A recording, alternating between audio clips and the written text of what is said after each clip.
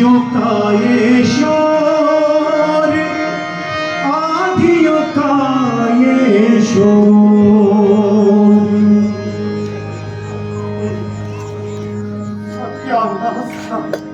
सत्यानाश जाए इन चापलूस मंत्री और सलाहकारों को। कहते हैं कि राम ही राजा बनेगा। बड़ा शूरवीर है और गुण संपन्न है।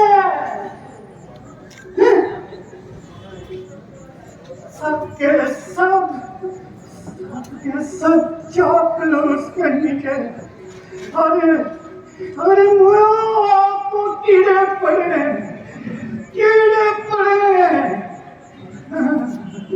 नास्तिक कहीं के राजा के चापलूस। अरे राम मेरे भरत का तो एक बार भी नाम नहीं लिया। एक बार भी नाम नहीं लिया। इन अंधभक्त चापलूस मंत्री सभासदों ने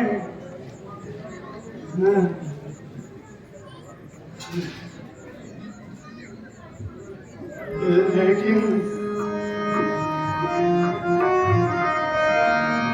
मेरा नाम मंथरा है। मंथरा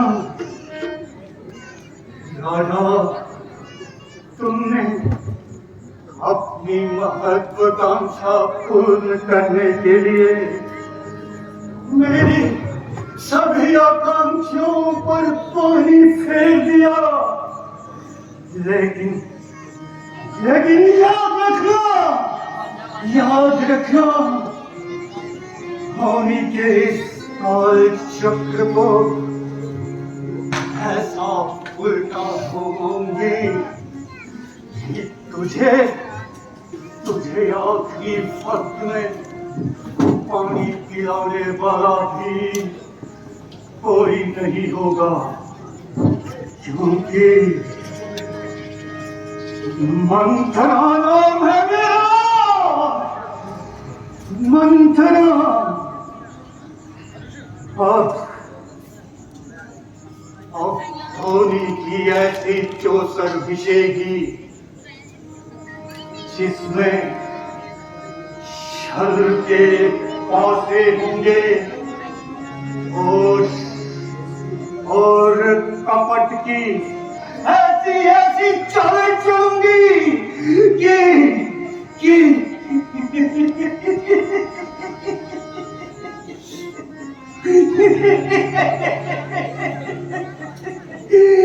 देखना फिर चित भी अपनी और पथ भी।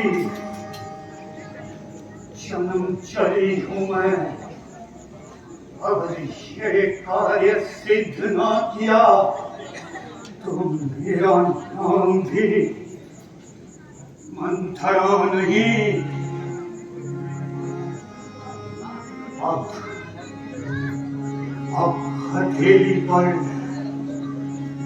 ऐसी सरसों जमाऊंगी और रानी को अपने काबू में ऐसा करूंगी जिससे दिया हट करके ये सारा कार्य उल्टा हो जाए और शाम की सिवाय भरत साझा बन जाए। जन्म जली हूं मैं,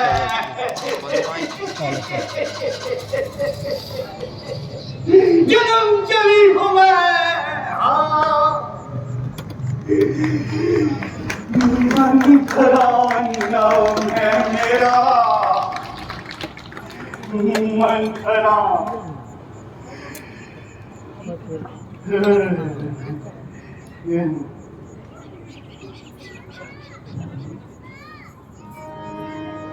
कर्म गति बहुत तेज है और वक्त बड़ा बलवान, इसके आगे ना टिक सके योद्धा वीर महान। होनी कभी ना टल सकी मानव हो या अवतार, होनी होकर ही रहे लाख करोड़ उपचार, लाख करोड़ उपचार।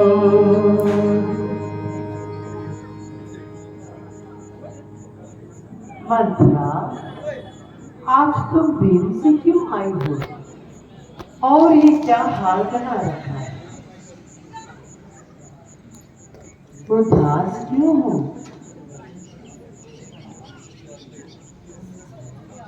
हम सबने शीश उठाए हैं, पर तू क्यों बाल बिखेरे है? तू रो रही सगुन सयाद, कैसे लक्षण तेरे हैं?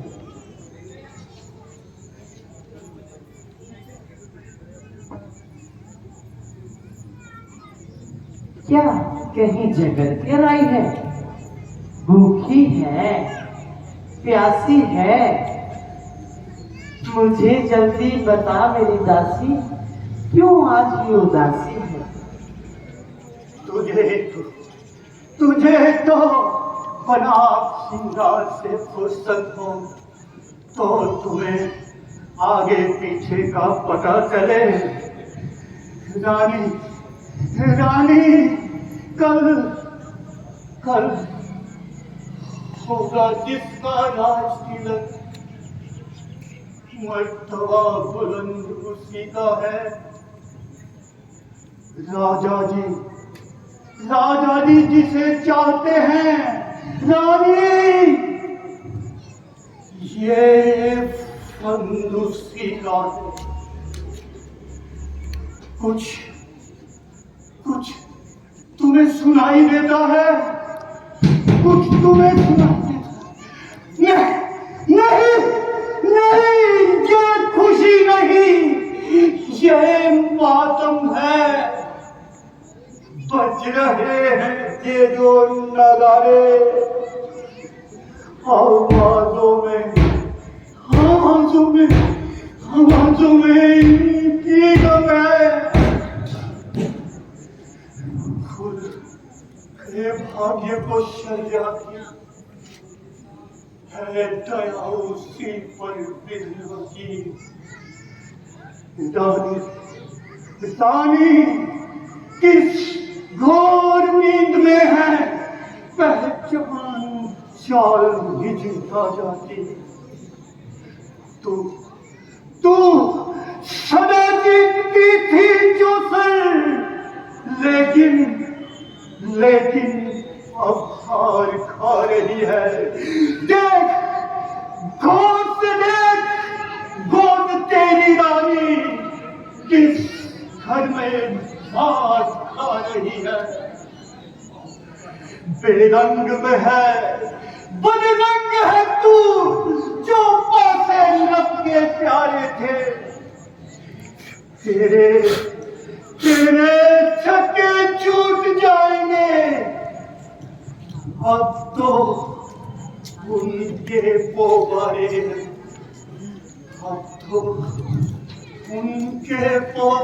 हैं जो तुझको प्राण समझते थे, निशी भासर तेरे रहते थे।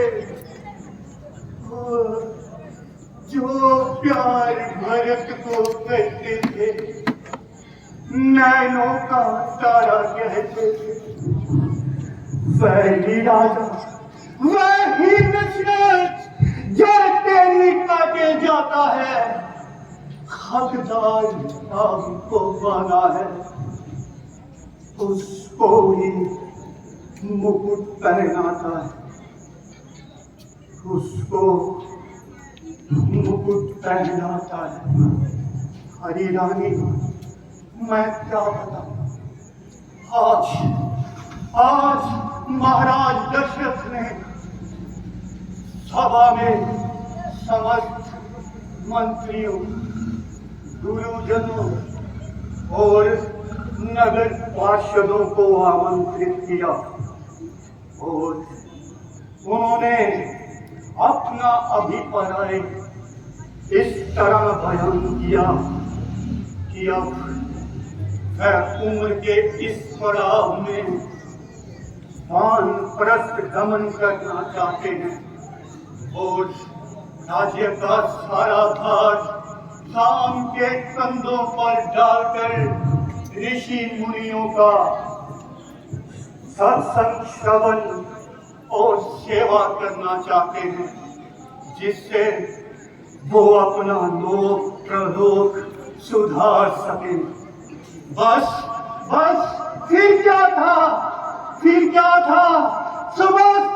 सभासदों ने उनकी इस बात का अनुमोदन किया और सबने यही कहा कि राम ही राजा बनने के लायक है। हाँ, लेकिन उन्होंने मेरे भरत का एक बार भी नाम तक नहीं लिया। हाँ, अब तो विधाता भी कौशल्या के अनुकूल है, जिसे देखकर उसके हृदय में हर्ष समाए नहीं समाता। अरे तू जाकर खुद ही वह सारी शोभा क्यों नहीं देख लेती, जिसे देखकर मेरा हृदय अभी तक चल रहा है।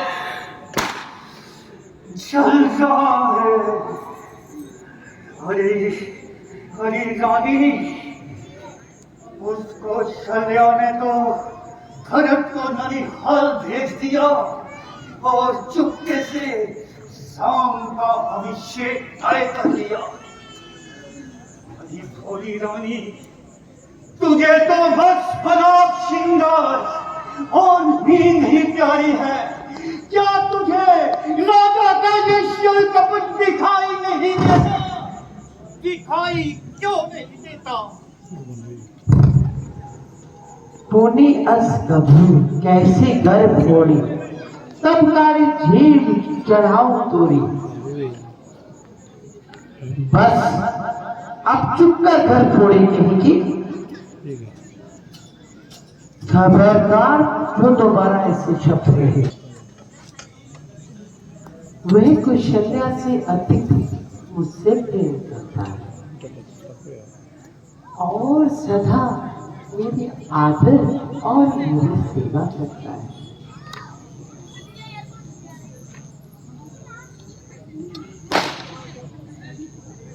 धर्मज्ञ, गुणवान, कृतज्ञ, सत्यवान, रामो राजसुतो ज्येष्ठ, युवराज अहिंद, मंथरा, राम धर्म के ज्ञाता है, गुणवान है, चैतेंद्रिय है, कृतज्ञ, सत्यवादी है और पवित्र होने के साथ साथ महाराज जी के ज्येष्ठ पुत्र हैं और वही युवराज बनने के योग्य है। मंथरा, यदि विधाता मुझे पुनर्जन्म दे तो मेरी बहुत इच्छा रहेगी कि राम मेरी कोख से पैदा हो और सीता मेरी पुत्र वधू बने। मथुरा, राम तो मुझे प्राणों से प्रिय है, और राम के राज तिलक की बात सुनकर तुझे जलन किस प्रकार की?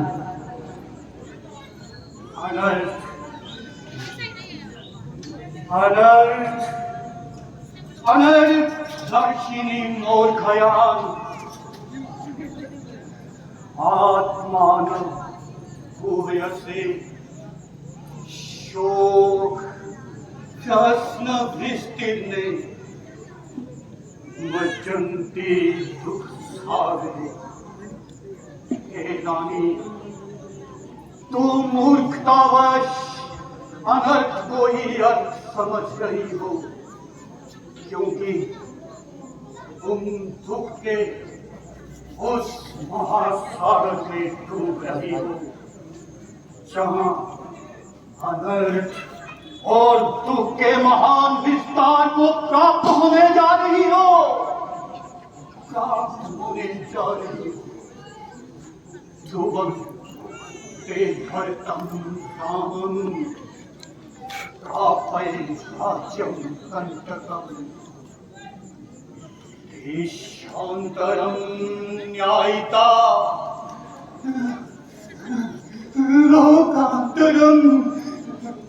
लोकान्तरं त्वापिवा। हे रानी, याद रख, यदि राम को निष्कंटक राज्य मिल गया तो वह भरत को इस राज्य से बाहर निकाल करेगा, अथवा तुम्हें भरत की हत्या करके उसको परलोक भी पहुंचा सकता है।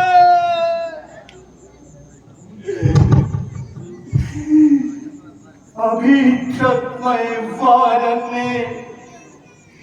सिंहेन गजजूथवं प्रसाद्यमानं दावेन भरतं त्रातुमर्हसि, भरतं त्रातुमर्हसि। हे रानी, जिस प्रकार वन में सिंह हाथियों के मुखिया पर आक्रमण करता है और वह उससे बचने के लिए मारा फिरता है, उसी तरह राम भरत का अनिष्ट करेगा।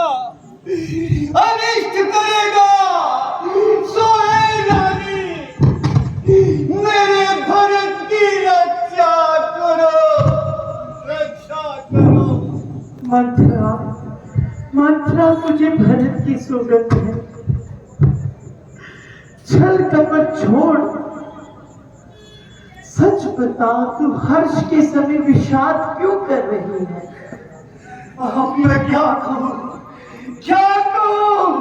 तुमने मुझे घर फोड़ी की उपमा जो दे दी है, हाँ, मेरा ये दिल फोड़ने के ही योग्य है। जो तुझे तेरे हित की बात कही तो तुझे बुरा लगा। हाँ, तुझे तो वही प्रिय है ना जो तेरे मुंह पर तेरी चापलूसी करती है। मैंने सत्य बोला तो तुझे कड़वा लगा, लेकिन मैं क्या करूं? मुझसे तेरा अहित देखा नहीं जाता।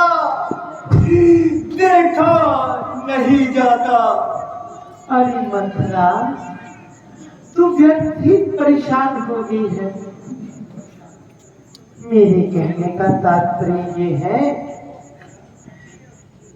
तू उछलती कूदती आती राम के युवराज का मुझे गान सुनाती और प्यारी मुंह मांगा इनाम पाती। अच्छा प्यारी, गुस्सा छोड़, मुझे ये बता कि तू रूठी क्यों है? रानी, मैं क्या करूं? तू बड़ी भोली है, और बड़े सरल स्वभाव की है। इसलिए तू तू सबको अपने जैसा समझती है, लेकिन तू ये भूल रही है कि महेश कौशल्या बड़ी चतुर है। देखा देखा उसने कैसे चुपके से राम का राज्य अभिषेक तय करवा दिया। हाँ, हाँ, अब तू उस दूध में गिरे हुई मक्खी की तरह है जिसे लोग निकाल कर बाहर फेंक देते हैं। मैं ये बात लकीर खींचकर बलपूर्वक कह सकती हूँ कि वह तुझे इस राज्य से जरूर बाहर करेंगे और भरत को भी नहीं छोड़ेंगे। हाँ, इस राज्य में रहने का एक ही तरीका है कि तू कौशल्या की चाकरी बजाए। इसी तरह तू इस राज्य में रह सकती है, अन्यथा इसके सिवा कोई चारा नहीं है, कोई चारा नहीं है। हाँ, और तूने अभी क्या कहा तूने अभी कि राम तुझे बहुत प्रिय है और तू राम को प्रिय है, लेकिन आपके बीते समय की बात है, क्योंकि समय बदलते ही मित्र भी शत्रु हो जाता है। जरा आज की रात गुजर जाने दे और उन माँ बेटे को राज्य नजर आने दे, फिर देखना क्या क्या गुल खिलते हैं और क्या क्या नतीजे निकलते हैं। फिर रोएगी, पछताएगी और हाथ मलती रह जाएगी। अरे प्यारी रानी, जरा ध्यान से सोच कि यदि राम राजा बनता है तो मैं कौन सी रानी बन जाऊंगी, और यदि भरत को राज्य मिलता है तो मैं कौन सी रानी कहूँ। मैं तुझे इसलिए समझा रही हूँ कि अब भी जो तेरे से बन पड़ता है बना ले, और किसी तरह राजा को मना ले, अन्यथा कल को ये मत कहना कि तेरी ये दासी नमक हराम निकली। हाँ, नमक हराम निकली। सुन मंत्रा, तेरी बात सत्य है। कुछ दिनों से मेरी दाई आंख फड़फड़ा रही है और रात को मुझे स्वप्न में भी डर लगता है। मैं प्रतिदिन रात को पूरे सपने देखती हूँ, किंतु अपने अज्ञान वंश में तुझसे ये बात नहीं कह पाई। सखी, क्या करूं? मेरा तो सीधा स्वभाव है, मैं आजू बाजू का कुछ नहीं जानती। मैं भले मायके जाकर जीवन व्यतीत कर दूं, परंतु जीते जी मैं सोच के कभी पाँव नहीं पड़ूंगी। मैं जीते जी कभी सोच के कभी पाँव नहीं पड़ूंगी। मंत्रा, विधाता जिसे झंझरों के वश में कर देता है। भला है उसकी मृत्यु हो जाए, उसको तो जीने का कोई अधिकार ही नहीं।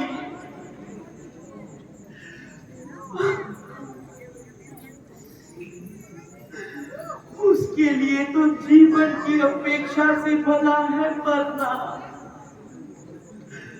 मरना मरना मरना, ये तो बहुत अच्छा उपाय है, मरना। नहीं नहीं नहीं, यदि मुझे कुछ हो गया तो मेरे भरत का क्या होगा? नहीं नहीं, यदि मैं मर गई तो मेरा भरत दर भटक जाएगा। मेरे पुत्र भरत का क्या होगा?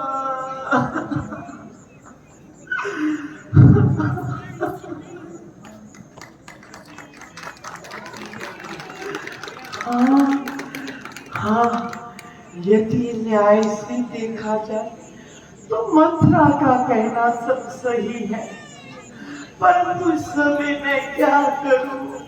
किसे गुहार लगाऊं? किसे मैं भीख मांगूं? जब जीवन में विपत्ति आन पड़ती है तो ये परछाया भी साथ छोड़ देता है। मैं कहाँ जाऊं? कहाँ जाऊं?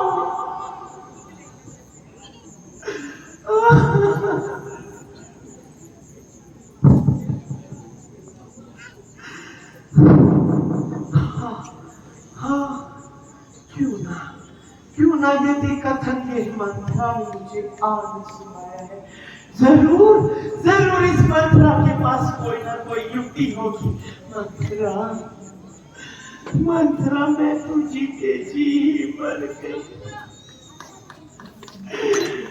बताओ मंत्रा, बताओ मैं क्या करूं? रानी रानी, मुंह डाल दे अपने अश्रु और खड़ी हो जा। अब सोने का समय तेरा नहीं, बल्कि साजा दशरथ का है। हाँ, मेरी बात ध्यान से सुन।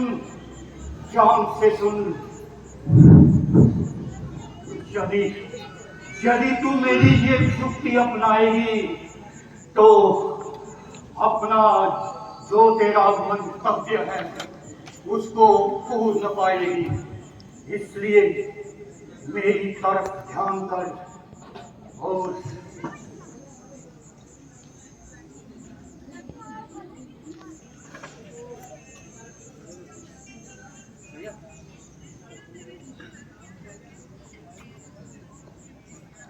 वाह वाह वाह मंत्रा, वाह मेरी प्यारी, वाह क्या खूब, क्या खूब।